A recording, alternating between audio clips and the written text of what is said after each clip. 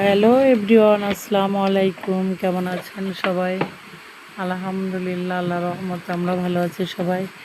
এই তো দুপুরে রান্নাবান্না করার জন্য চলে এসেছি। আজকে দেখুন কী কী রান্না করি। বউ শাশুড়ি রান্না করে সরিষার তেল দিয়ে দিলাম কড়াইতে, এবং এখানে পটলের খোসা আর চান্দা শুকনো মাছ, আস্ত রসুন, কাঁচামরিচ দিয়ে ভালো করে ভেজে নেব। এবার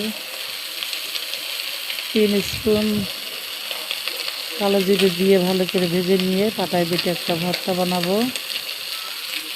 আর রয়না মাছ, বেলে মাছ, পটল দিয়ে একটা তরকারি ভেজে ভুনা করব, আর করলা ভাজি করব। এই হচ্ছে আজকে আমাদের রান্নাবান্না। এই তো বন্ধুরা, অলরেডি পাটায় বেটে নিয়েছি। এখন ভালো করে মেখে একটা বাটিতে তুলে নেব। আমাদের ভর্তা ডান।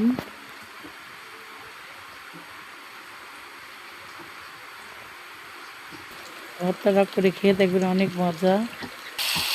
এবার পটল ভেজে নিলাম, তারপর রয়না মাছ, আলু, তারপর বেলে মাছগুলো ভেজে নিলাম, নিয়ে এবার হচ্ছে পেঁয়াজ মরিচ ভালো করে ভেজে নিচ্ছি। এই কয় মাছ পিস ভাজতে মনে ছিল না, তারপরে ভেজে নিলাম।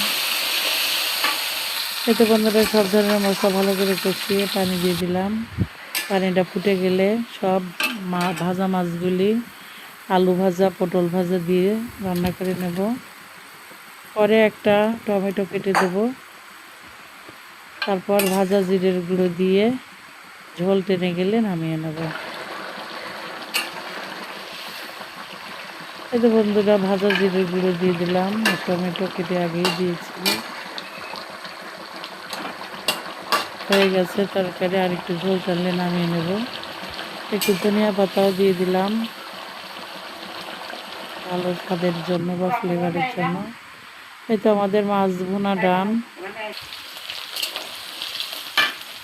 এবার করলা গুলি ভেজে নেব।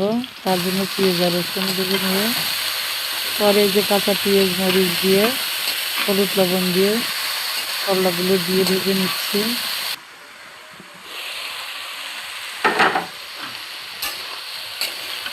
এই তো বন্ধুরা, ছোট্ট একটা ভিডিও শেয়ার করলাম। এই হচ্ছে আজকে আমাদের রান্নাবান্না। ভিডিও আর বড় না করি। সবাই আমাদের জন্য দোয়া করবেন এবং আমাদের চ্যানেলকে সাবস্ক্রাইব করবেন। সবাই ভালো থাকবেন, সুস্থ থাকবেন। আল্লাহ হাফেজ।